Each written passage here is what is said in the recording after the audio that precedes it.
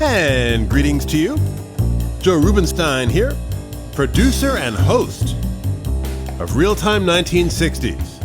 I want to thank you very much for joining me today for this portal into the past, where I document the 60s in real time with podcasts like this, with our evening news reports with audio clips and commercials of the day, as well as our daily timeline.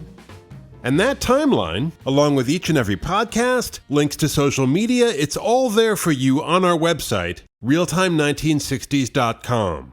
And if you love what we're doing and want even more content, visit patreon.com/realtime1960s, support this project, and get exclusive access to members-only posts and 3 additional monthly podcast series: White House Tapes, Special Report, and Films of the 60s. For more information on the benefits of supporting us through Patreon, visit patreon.com/realtime1960s or drop me an email, realtime1960s@gmail.com. And today, we take the next step up my ranked list of the top 10 films of 1963. On 2 previous episodes, we covered numbers 10 and 9, From Russia with Love and This Sporting Life. And today, we move on to number 8. So without further ado, the Best of 63 at the Movies Part 3, right now.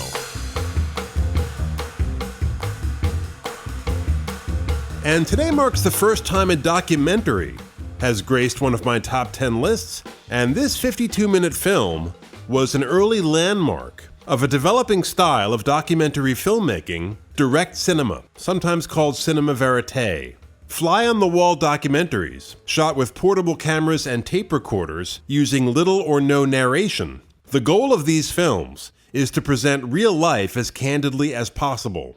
And today's film, Crisis: Behind a Presidential Commitment, which had its big screen premiere in September of '63 at the very first New York Film Festival, and then a month later aired on ABC TV. This film deals with the integration crisis at the University of Alabama, which had been brewing all spring and came to a head on June 11, 1963, part of a whirlwind 72 hours that included President Kennedy's famous peace speech at American University on the 10th, the fiery suicide of a Buddhist monk in Saigon on the 11th, the Alabama showdown that same day, and then the rifle assassination of civil rights leader Medgar Evers just after midnight on June 12th. Now, Crisis, like all films, was a collaborative effort, and the cameramen, soundmen, and editors who worked on it, including Robert Drew, Richard Leacock, D.A. Pennebaker, and Albert Maysles, you could almost call those 4 men the Beatles of direct cinema, although they broke up and went solo much faster than the Beatles did. As all 4 men, Maysles later teamed up with his brother David, would go on to produce their own independent documentaries in this style. But the supervising producer of Crisis, and the man who did more than any other to pioneer direct cinema in this country, was Robert Drew, 39 when Crisis was filmed, and this was actually the 3rd film that Drew and Company had made with John F. Kennedy as its subject, or one of its subjects. The first, called Primary, shot over the first 5 days of April 1960, covered the Democratic primary election in Wisconsin that year, which pitted then Senator Kennedy against Senator Hubert Humphrey of neighboring Minnesota. And then the second film was called Adventures on the New Frontier, recorded at the very start of Kennedy's term from inside the White House. And then after today's film, Crisis, there would be a 4th and final Kennedy film called Faces of November, which I'll get to. And by the way, all 4 of these films are available for viewing. The Criterion Collection, as usual, did a fantastic restoration job with numerous extras and a critical subtitle option, which you're definitely going to want to use, as the subjects of these films at times speak at quite a distance from the microphone. So there's a fair amount of room noise. But Criterion released them on Blu-ray and DVD as the Kennedy Films of Robert Drew and Associates. And the films can also be rented or purchased individually or as a group on Apple, Amazon Prime, all the usual suspects. So here's a question. How on earth was Robert Drew able to get cameras and tape recorders inside the White House and the Justice Department in the middle of a major crisis and capture footage that other media outlets would have killed for? Well, part of the answer lies in the specific characters of both John and Robert Kennedy, who shared not only a certain daredevilry to the point of recklessness at times, but a deep fascination with history, JFK in particular. But let's go back a bit, because Crisis was really the culmination of a frustrating 10-year effort by Drew to change the face of TV journalism. Drew, after an interesting World War II, which included 30 combat missions as a pilot in Italy, and then being shot down behind the lines and somehow surviving for more than 3 months, and then finally meeting Ernie Pyle, the legendary Pulitzer Prize-winning war correspondent, who not long after Drew met him was killed by a Japanese machine gun bullet. But these were all life-shaping experiences for Drew, and certainly meeting Pyle was one factor that compelled him after the war toward a career in journalism. And after writing an article for Life magazine about his flying experiences, Drew was offered a job at Life, initially as a correspondent in Chicago, where he quickly grew frustrated with the limitations of print journalism as far as capturing what was really happening in the world in a visceral way. And at the same time, he saw a golden opportunity with the rise of TV news programs, and so became virtually obsessed with finding a way through this new medium of reporting the news truly, which he felt was not being done. So the kind of gold standard of TV journalism at that time was Edward R. Murrow's documentary program, See It Now, which Drew found not only exceptionally boring, but misleading, the title that is, because you weren't really seeing it now.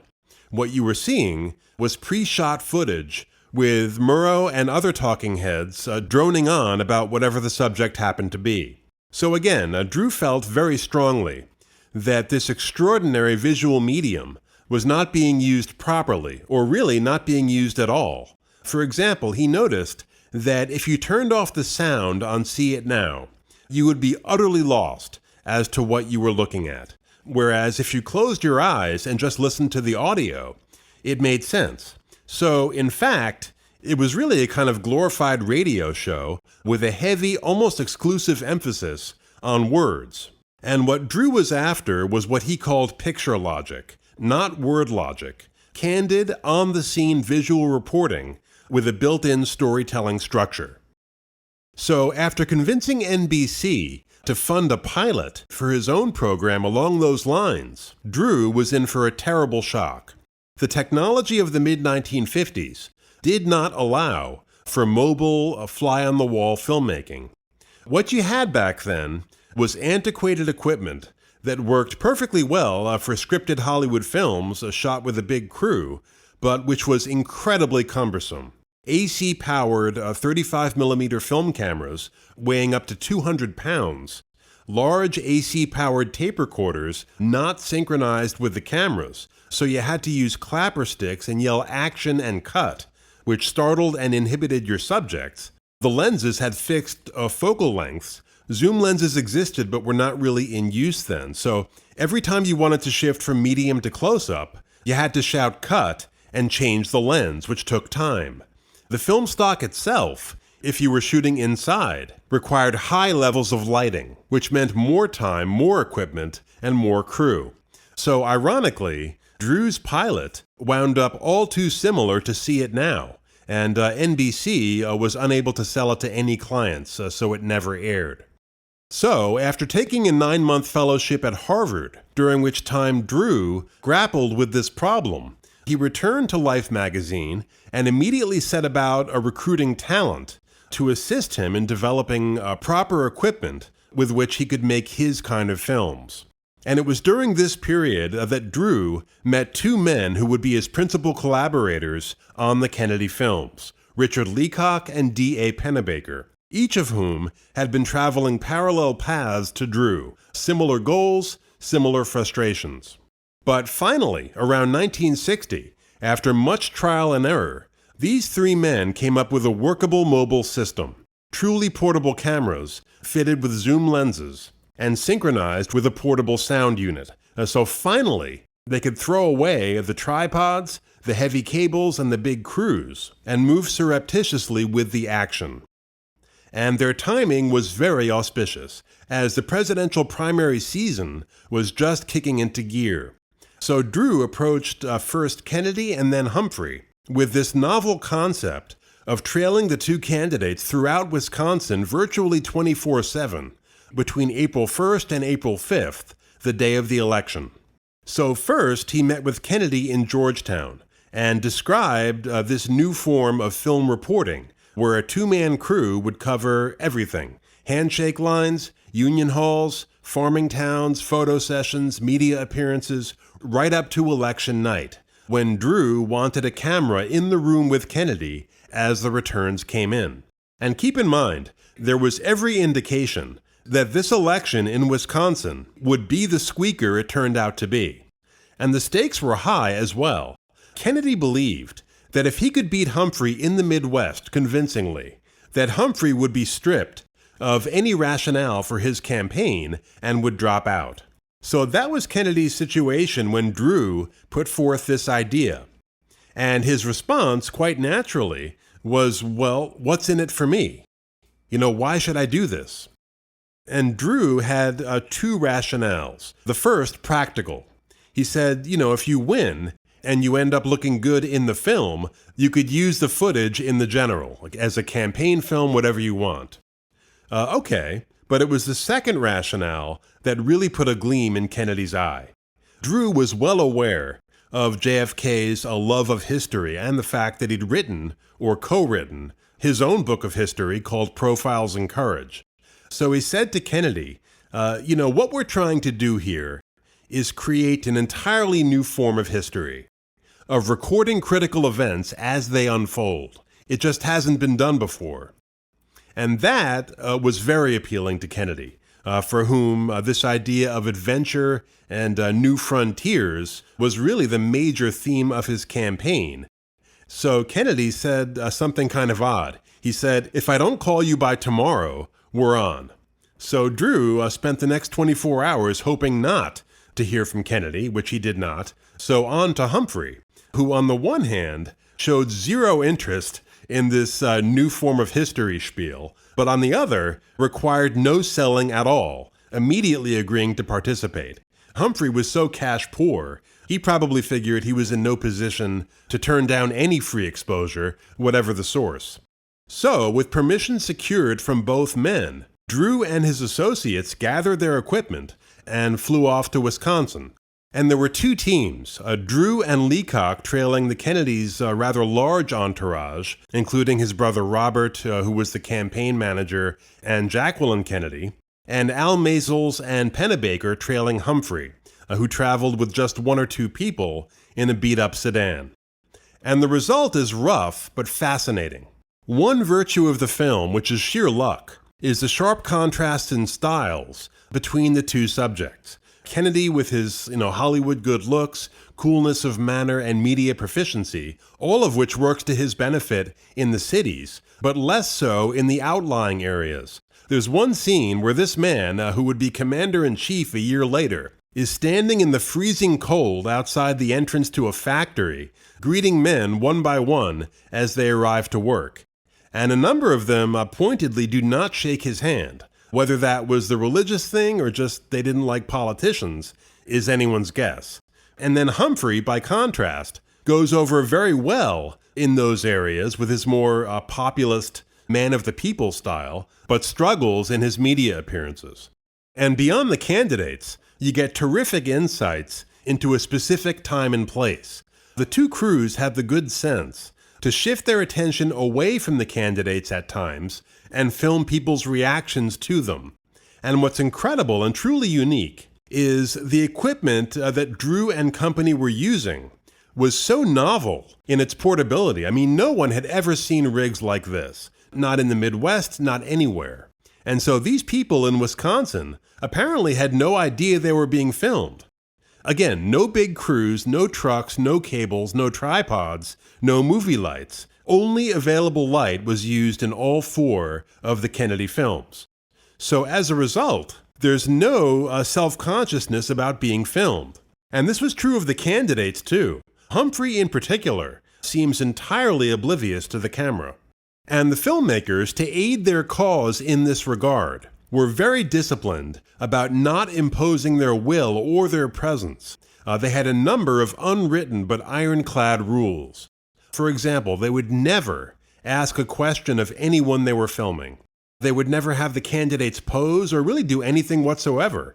If the cameraman missed a shot of, Kennedy leaving his car, for example, well, they missed the shot. They would not ask him to get back in the car and come out again. So again, they were looking for absolute fidelity to the moment, and by and large, they got it. Now, unfortunately, Drew and Company's stressful, labor-intensive, pioneering effort was met with almost total incomprehension. When he showed the final cut to ABC News, there was a long silence, and then somebody said, "Well, you got some nice footage there, Bob." Without narration or the talking heads they were used to, that's what Primary looked like to them, footage, one element of an unfinished product. So it never aired on any of the 3 major networks, which was a major gut punch.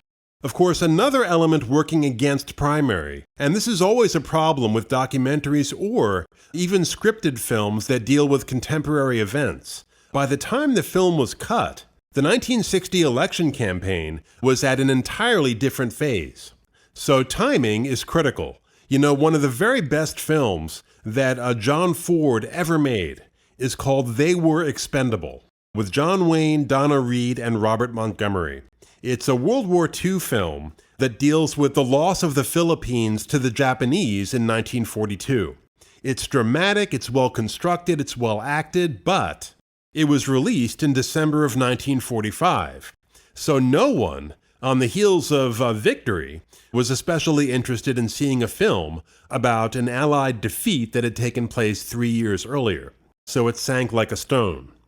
But despite the fact that Primary was ignored to death in the US, in Europe it made a big sensation, especially in France, where it had a major influence on the new wave filmmakers there. And one additional piece of good news closer to home was that when Drew went to Palm Beach and showed it to John and Jackie Kennedy, they loved it. And so Drew, making hay while the sun shined, proposed then and there to Kennedy this idea of letting his cameras into the White House for a second film. And during this conversation, Kennedy suddenly stopped, and he said, "Imagine what it would be like if I could see what FDR did in the 24 hours before World War II was declared." So at that point, Drew knew that he was in. But while Primary has this built-in dramatic narrative of the election, New Adventures on the New Frontier, which did air as part of an ABC documentary series called Close Up, does not have that focus and suffers a bit for the loss. Of course, while they were filming, the administration was planning for the disastrous Bay of Pigs invasion, but that was a secret.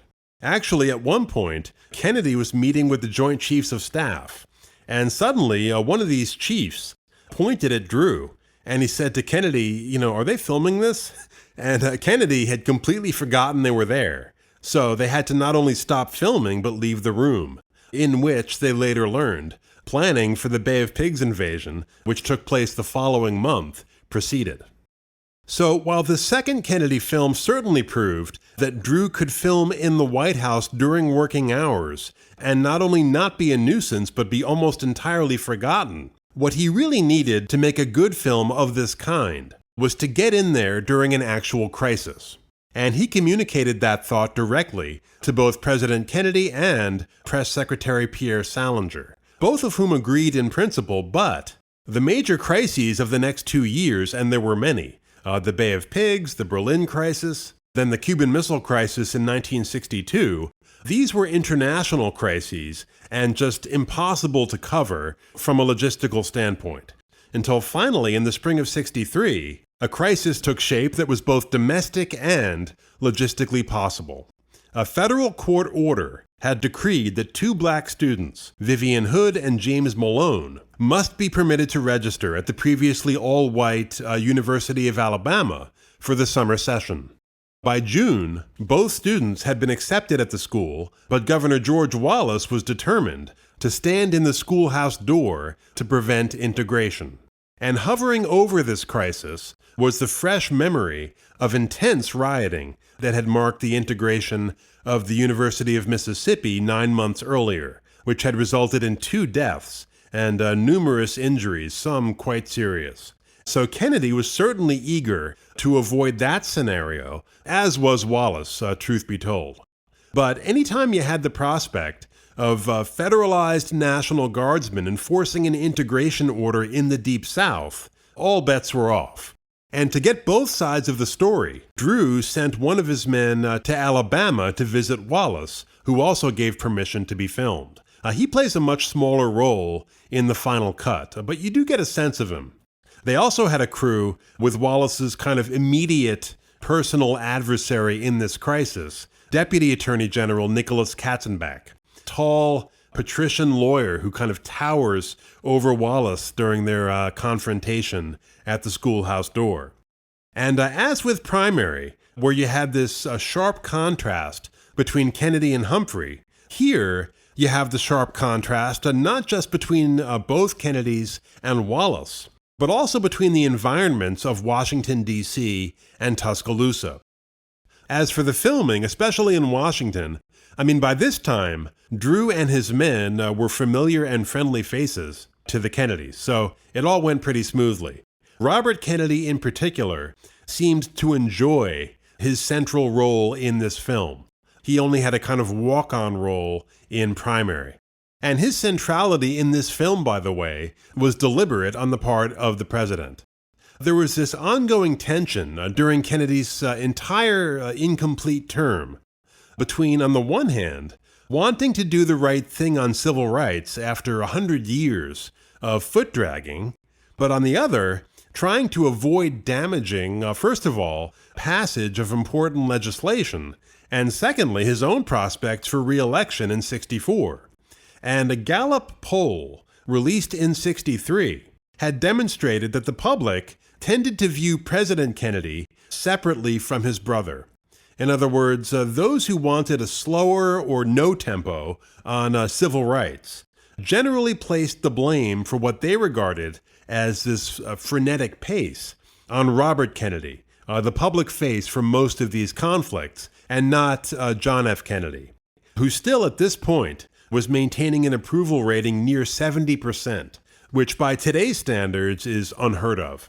But Robert Kennedy's approval rating at this point was markedly lower. So JFK was happy to have RFK take center stage in this film. The only major candid scene in the film involving John Kennedy is a debate in the Oval Office of whether or not he should deliver his famous moral crisis speech, which he did end up delivering on TV later that evening, with RFK virtually the only man in the room pushing for the president to give that speech. That's a fascinating scene. There's another where right in the middle of this intense telephone conversation between RFK in Washington and Katzenbach in Tuscaloosa, which we see both sides of, one of Robert Kennedy's enormous flock of children, 4-year-old Kerry Kennedy, wanders into his office, and he puts her on the phone with Katzenbach, and they have this cute little conversation. It's a charming and totally spontaneous moment in the middle of all this terrific tension. That Oval Office scene, by the way, where they debate the speech, that was the only truly tense moment for the filmmakers. Pennebaker, the camera operator, later said that while he was shooting it, he was terrified that Kennedy would suddenly turn to him and say, don't film this. Because if that happened, you'd have to stop, and then you're in the position of having to interrupt this critically important meeting and say, can we start again? With the risk of annoying the subjects and ending filming altogether. And there were a couple of times when Kennedy did glance at the camera in a way that seemed to indicate that he was having second thoughts. So at those times, Pennebaker made the command decision to voluntarily stop filming and make it clear that he had done so. He said he felt that if it were he and not the president who decided when to stop, then it would be he who had the power to start again on his own. And it worked. Kennedy never asked them to stop filming.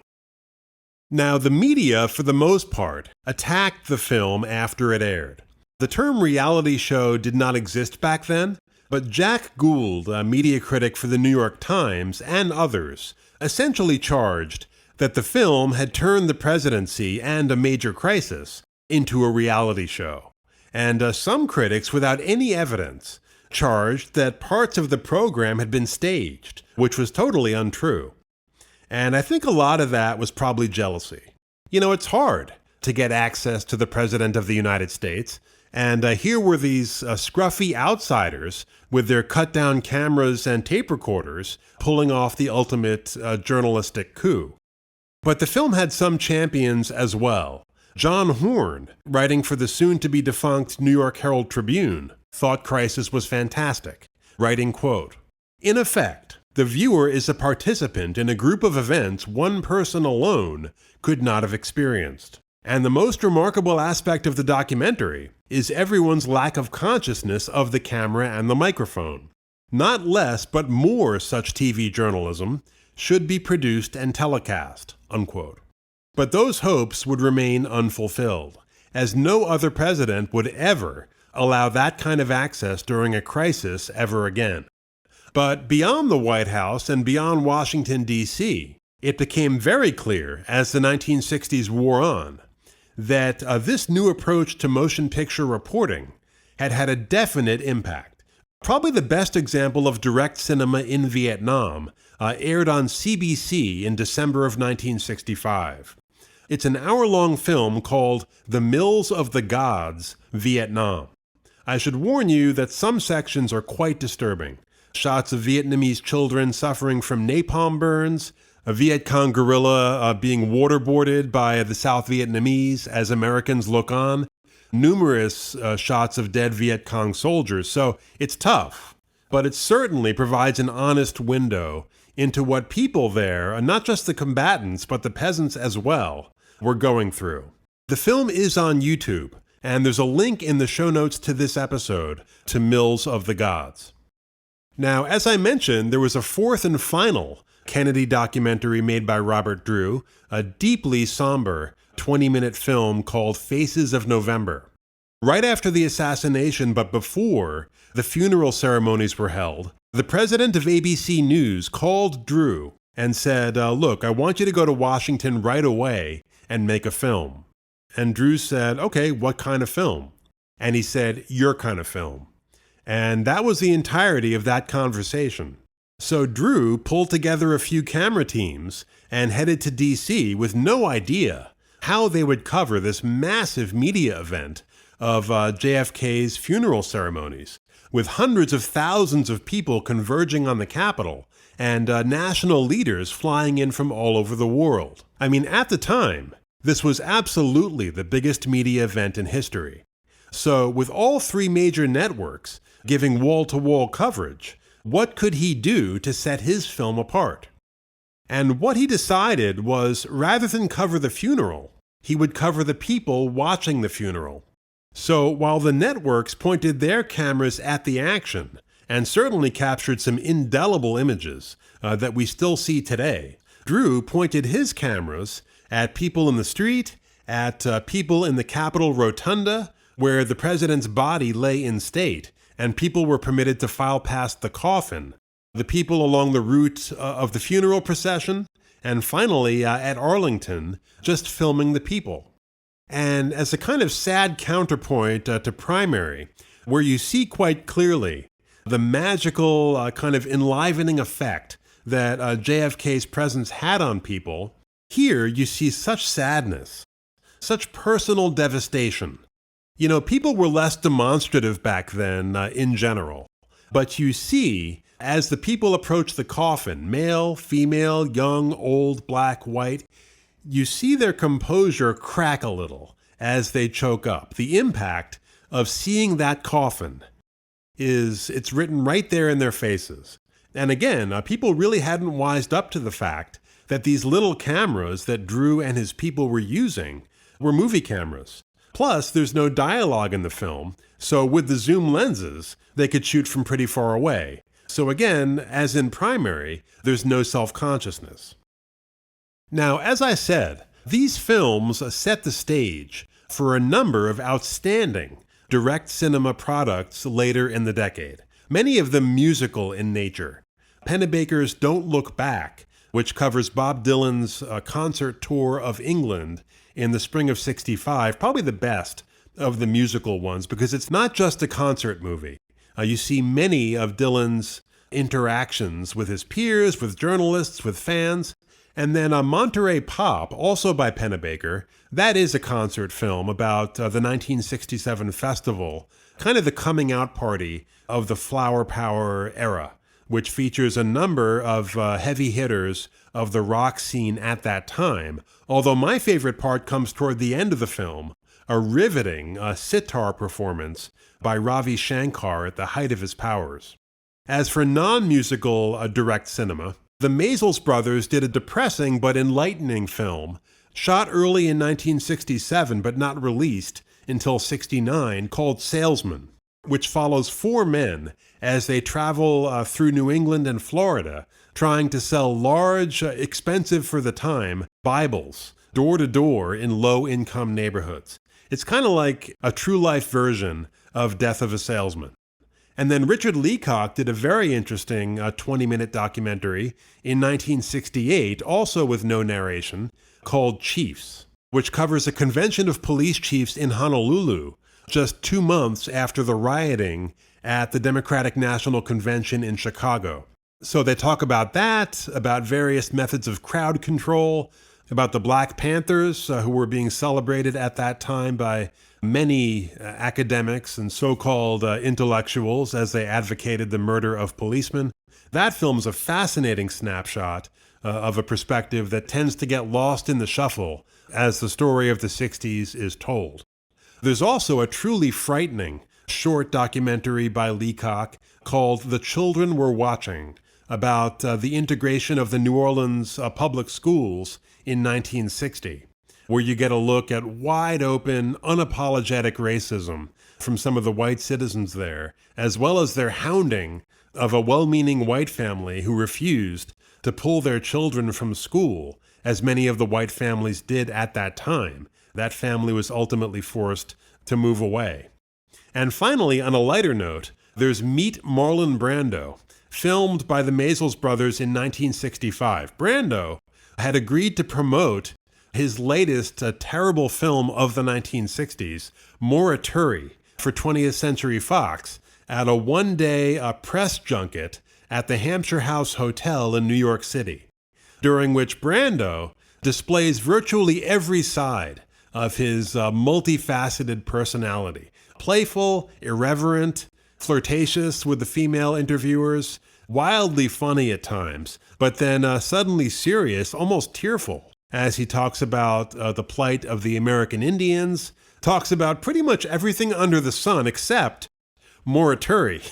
It's unfiltered and truly hilarious. Arguably Brando's best performance of the 1960s. So all the films I just mentioned, with the exception of Mills of the Gods, can be seen on the Criterion Channel, which, for my money, is an absolute goldmine for cinephiles. And you can also find there all four of Robert Drew's Kennedy films, the most compelling of which is my 8th-ranked film of 1963, Crisis, Behind a Presidential Commitment. Back in a moment. Your feedback is important to us. On Twitter, @Realtime1960s, on our Facebook page, or you can email the program, realtime1960s@gmail.com. Really, however you'd like to engage with us, we love engaging with you. And if you'd like to join our family and help us continue to bring you great content, please go to patreon.com/realtime1960s and subscribe. Don't forget to visit us at realtime1960s.com for our timeline, each and every podcast, links to social media, how to reach us directly, everything you need to know about this portal into the past that we are creating. Thanks so much for joining us, and stay tuned for the next installment of this ongoing series covering the top 10 films of 1963. So take care, and I'll see you soon.